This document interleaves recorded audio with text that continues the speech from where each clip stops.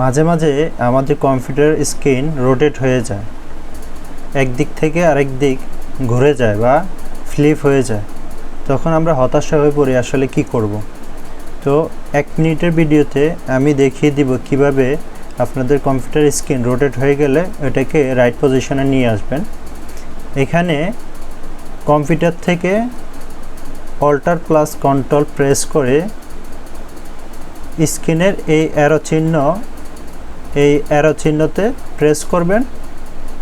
মুহূর্তের মধ্যে আপনাদের কম্পিউটার স্ক্রিন রোটেশন রাইট ওয়েতে চলে আসবে।